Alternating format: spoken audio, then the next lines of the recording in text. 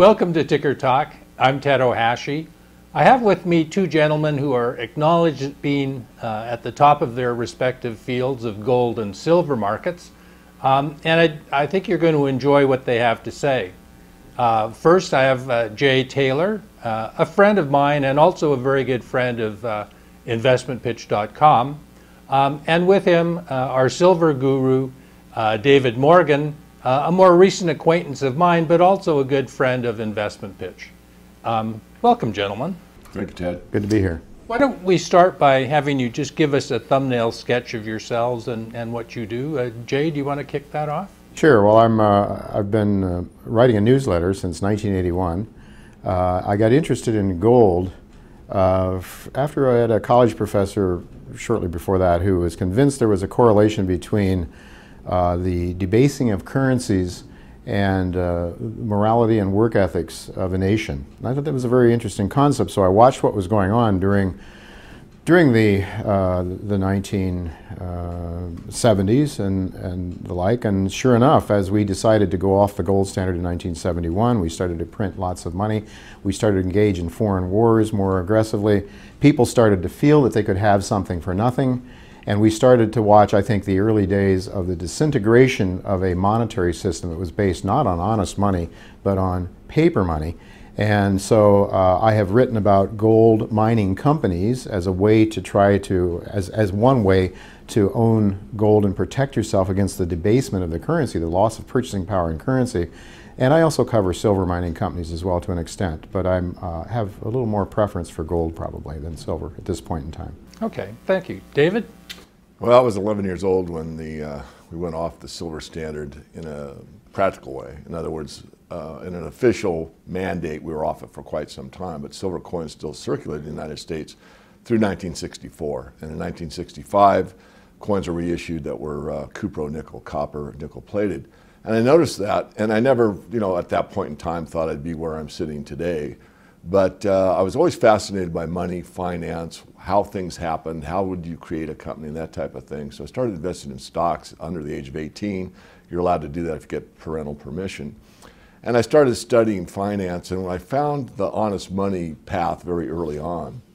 And that led me to continue to study what's real and what isn't in my book, meaning that, as Jay said earlier, whenever you've gone off of an honest money system, there's been a price to pay.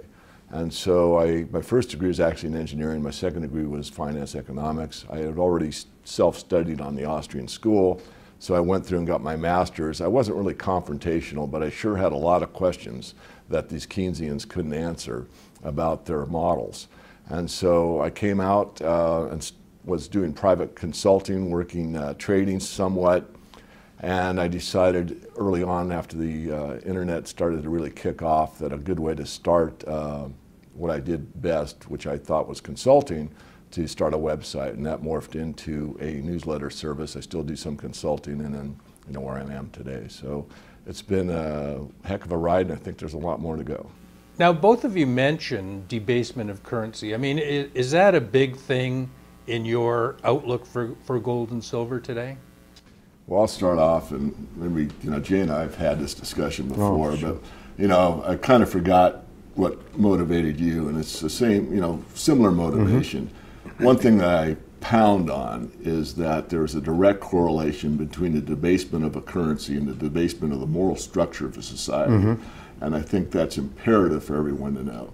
And this idea that financial markets can control things is beyond belief, because history's taught us again and again and again it does not work. Yeah. Yet that's exactly where we are right now. And I know later we'll probably talk about the inflation-deflation debate, but to touch on it right now, I've been a huge advocate, and I've summed it up with the currency crisis. Mm-hmm. Whether the currency crisis becomes a hyperinflation, I really doubt it, and I can argue why I don't believe it will be a hyperinflation.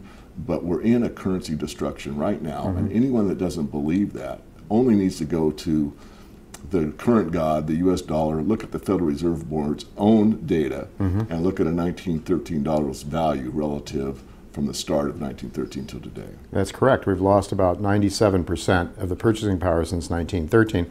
The Federal Reserve was created, as David suggests, that the intervention in the markets doesn't work. I think that's what David meant to say, right? That in fact what we've decided is that that we can't allow the markets to act because they are not kind, they are not good, and so we have to have government that is more knowledgeable than millions of individuals making simultaneous decisions, and somehow the Federal Reserve can decide in its infinite wisdom that it can decide how many dollars should be created out of nothing, because there's nothing behind the dollar.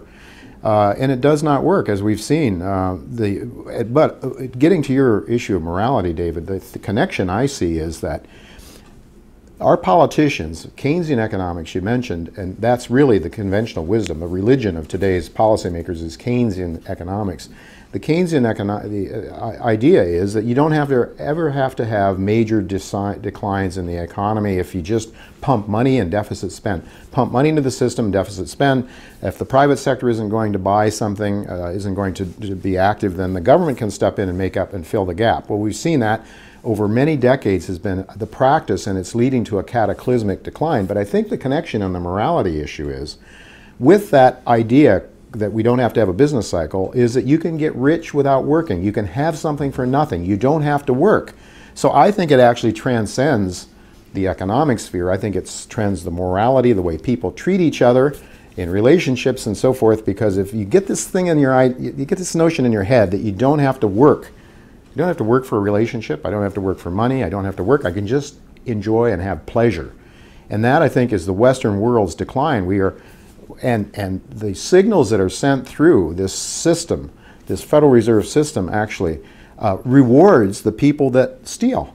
I mean, let's face it, we have a Federal Reserve, we have a monetary system that the banking system can create it out of nothing. Then they control the flow of that money. And they take a disproportionate amount of it for themselves, and they share it with government, so the government will pass laws so the government can keep grabbing a bigger part of GDP. And it's all about the people that are not rewarded. I like to say the people that are wealth creators, the miners, the manufacturers, the inventors, the farmers, doctors, dentists, people too that do things that are good for us, help us create wealth, but they aren't getting their proportionate share. Who's really doing well is what the Occupy Wall Street people complain about, that top 1%. And the reason they're doing well is because this whole scheme is a legalized theft scheme that allows the people that the banking system, the Federal Reserve System, and the banks that are involved in that, and there are about 7 banks that own 2/3 of the Federal Reserve. And those institutions then and government are discouraging hard work, and they're rewarding people who use their brains to pick other people's pockets. And I have examples of that I can talk about. My good friend and partner Chen Lin, who was was accepted into a doctoral program in aeronautical engineering at Princeton. When Chen started making so much money investing, he said, I don't need to do this. I mean, this is what I can really make a heck of a lot more money for me and my family than slugging it out and building a better airplane. So this okay, is... but with David and I, you're preaching to the converted. So the long-term devaluation of paper currency is well established. It doesn't look like that trend is going to change anytime soon. And yet, within that long-term trend, we still do have these fluctuations. So for the past 3 or 4 months, both gold and silver have dropped in value quite substantially. What do you attribute that to? I look at it as the volatility, and the volatility is an indicator of how much fear is in the market. People don't know what to trust. We know from history, but most people don't have a clue. I would say it's probably 1% of the population at maximum that have actually taken the action required to protect themselves with gold and silver. The other 99% are unsure or don't have a clue.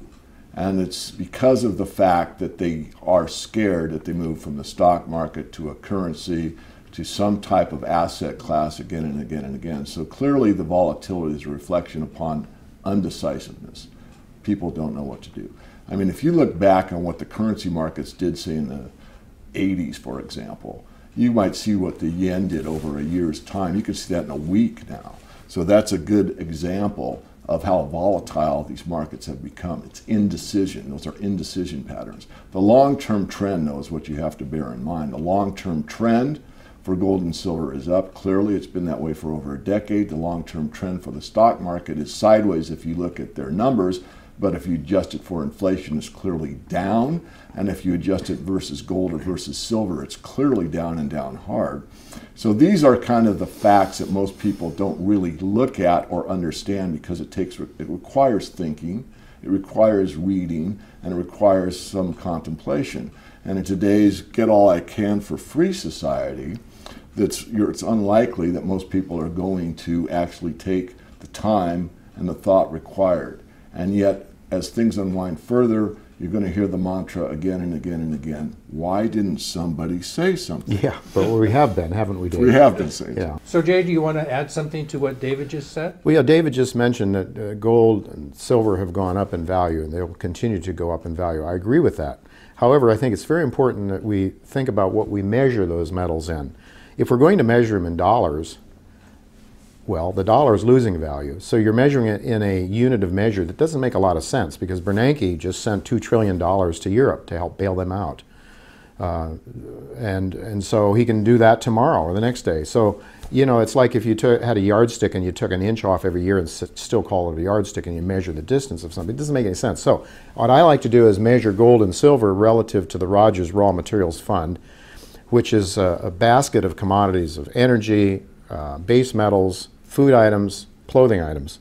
Jimmy Rogers constructed it as a measure of the cost of staying alive. And so gold has done extremely well, and so has silver since Lehman Brothers. I know the gold numbers, before Lehman Brothers, an ounce of gold would have purchased only 17% of that basket of commodities in July of 2008. By March of 2009, it would have purchased 42%. It came back to 30%, then with the most recent European crisis, rose up to 47.5%. With that has come an enormous growth in profitability of the major gold mining companies. And that's because the cost of getting it out of the ground, the profit margins are rising because the cost of materials and energy and so forth haven't kept up with gold. Same thing is true with silver. Silver has also performed extremely well. Its real purchasing power, its real wealth against a basket of other commodities has risen very dramatically. Silver is more volatile, so we see when the system is, you know, a common terminology is we're in a risk-averse, what do they call it, risk-on, risk-off. When we're on a risk-on, that's when optimism flows, and we were talking about we're seeing these ebbs and flows within this long-term cycle. That when that happens, when the risk aversion, when the risk trade is on, then you see silver outperform gold. When the system collapses or when it contracts, we have another Lehman Brothers, then gold tends to outperform silver. But I think you need to own both of them. Really, you need to own both of them, because silver is poor man's gold, some people call it. But David is really the expert on silver, so I should let him talk about silver. I mean, do you agree with that basic assessment of when gold and silver perform relative to each other? Pretty much. The best study on the topic was with Professor Jastrom. After he wrote The Golden Constant, he said, I wonder how silver does. And he studied silver basically in the same parameters. He looked at it as a basket of commodities over as many centuries as he could get data. Mm-hmm. And what he discovered was that silver not only is more volatile, silver the restless metal, but that in certain times it did well in a deflation. Mm-hmm. But overall, the bottom line of the book was that in a currency crisis, which is what I've been forecasting for some time, nothing beats silver. And I think the reason he didn't add this, these are my words, that as things continue to unwind and accelerate, a lot of people will be priced out of the gold market. Right. They'll be saying, well, gold's at 2,500. I've got 2,500. If I go to my favorite coin dealer down there, I'm going to get 1 ounce. People don't realize how valuable gold is, what a small coin is actually valued at. So they'll move to silver. That's what happened at the end run of 1979 to 1980. Silver started 1979 in the $6+ level, $6. Ended January 21st, 1980. We've been there for, 32 years as of yesterday, at $50. Mm-hmm. So you had like an 8-bagger in 1 year on a commodity. Mm-hmm. So people will run in the silver market, and since there's such a small physical amount of silver, I think it will outperform gold in the end. But again, you're right. I'll just reaffirm that in a contraction, it's a mixed bag. Normally the bias is it doesn't do as well as gold. That's true. Mm-hmm. So on a long-term basis, this currency devaluation thing is not going to change. Gold and silver are going to keep going up. What can wreck that forecast? I mean, is it a lost cause? Is it hopeless? Or is there a series of events that you can see that would turn around that situation? Yeah, I think that, you know, when times are good, then you don't need gold and silver so much.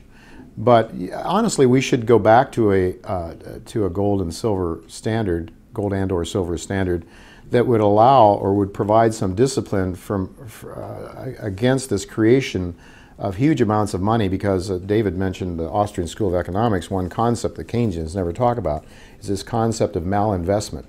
When you push huge amounts of money into the system, which you can do without a gold and silver, real gold and silver backing, is you create distortions in the economy. Money goes into almost like a gambling casino. We only have to look back at the .com era to realize how crazy valuations got on eyeball clicks, or what, you know, how many eyeballs, how many clicks, and this kind of nonsense, no profitability at all, and the stocks were trading at outrageous levels. And then, of course, the biggest of all malinvestment was the housing crisis. It was created by Mr. Greenspan pumping huge amounts of money into the system. Bankers now had this money. What are they going to do with it? Well, they went out and found anybody with a heartbeat that could sign. They gave them a loan. And now we see what happened. Well, this is what happens with malinvestment. When will we have good times? Well, if they allowed the markets to cleanse, it would be in short order. We would have one heck of a depression, I think. It would be over very quickly. But what they're doing is the same thing they did in the 1930s. They pumped money in the system. They deficit spended. The federal government used fiscal policy to deficit spend. Did not work. 8 years later, as much unemployment as they had to start. We're doing it again. They thought that they just didn't execute properly the first time. Now they're pumping more money in. It's not working this time either. So Ted, I think what happens is when we start to get to better times, when the system is finally works its way through, and these excesses are worked off the market. And the reason I don't think that's going to happen anytime is because they keep fighting it with monetary policy and fiscal policy, and that is just playing into the hands of more gold and silver. You know, we talked a little while ago, David, you had mentioned that not 1% of Americans, I think you meant Americans, understand what they need to do. They need to buy gold and silver. I think that people around the world, the percentages are somewhat higher than that. I think the Chinese get it. Mm-hmm. I think people in other countries that have not had a stable economy for a long time understand, and they are buying gold.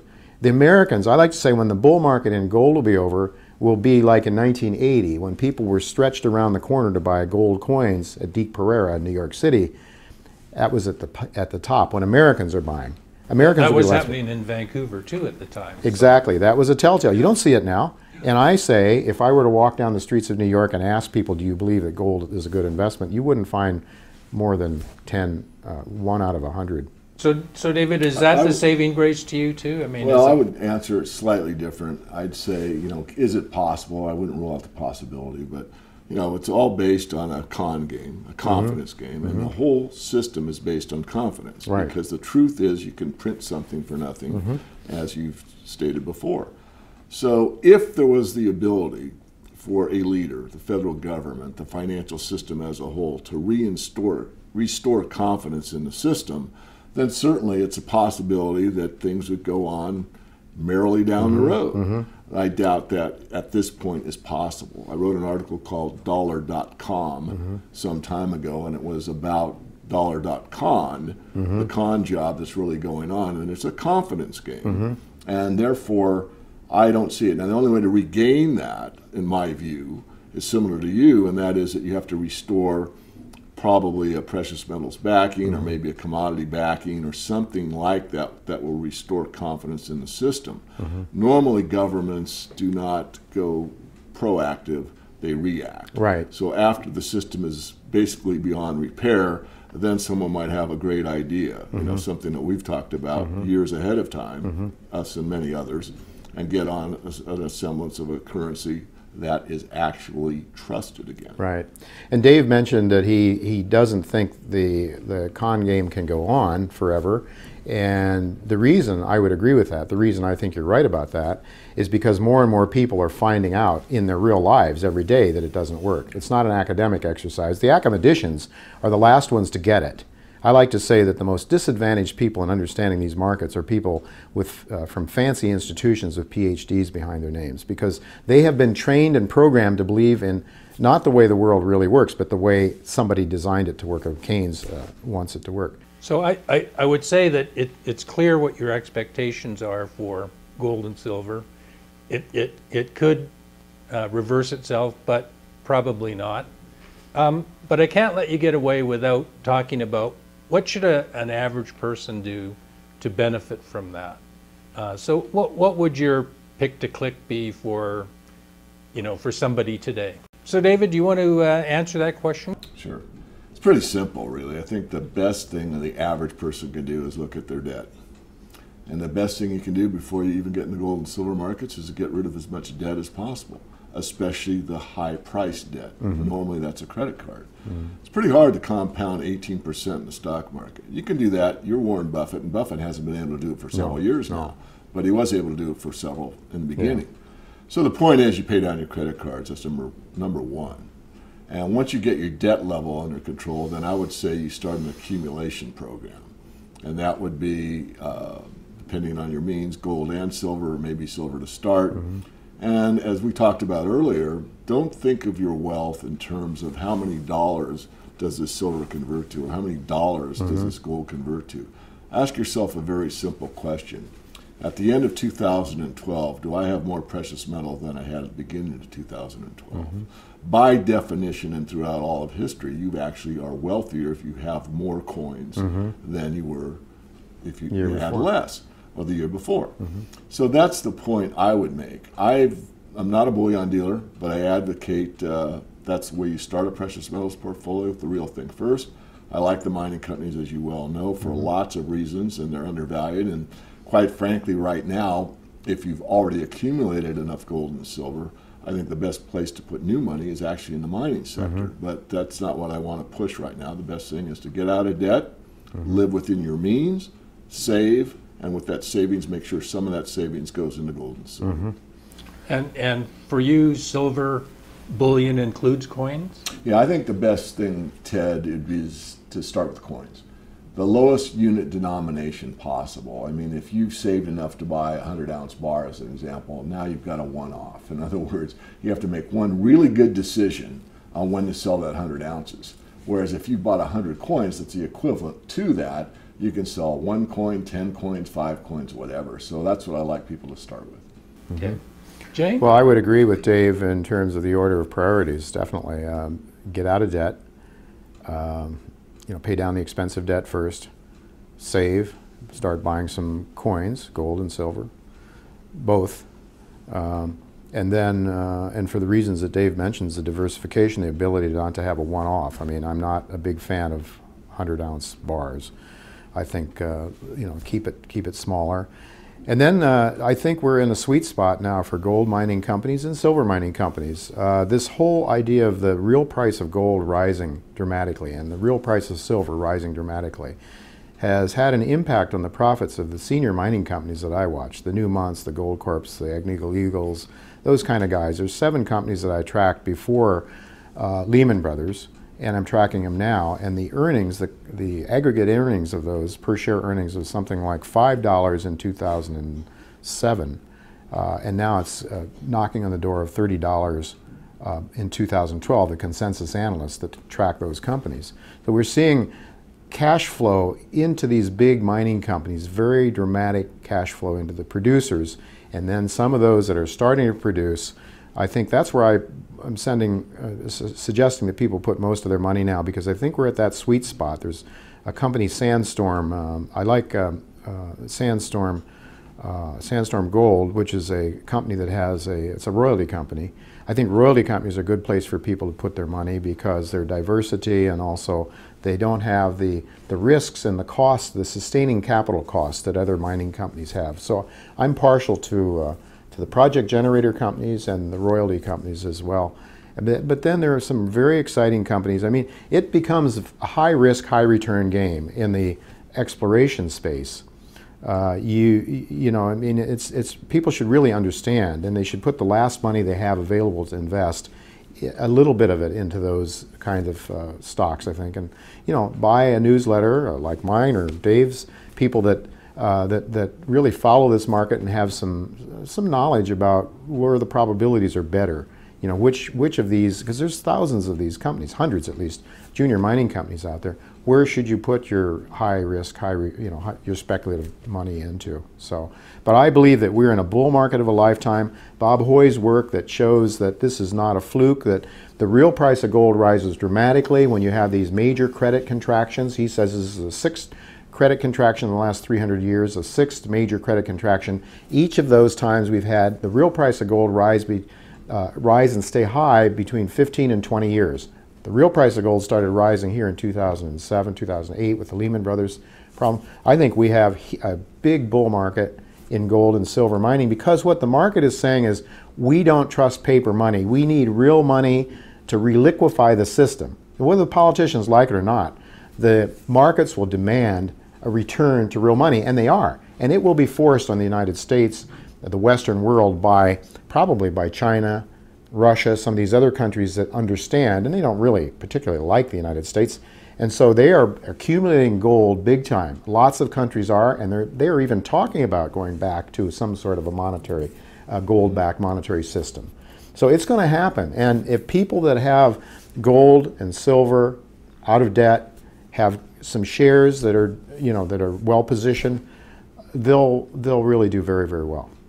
Well, gentlemen, thank you very much for being with us and sharing your thoughts with our audience. And I hope maybe a year from now we'll be able to sit down and review what you said and do it again. Good. Great. Thank you, Ted. Thank you, Ted.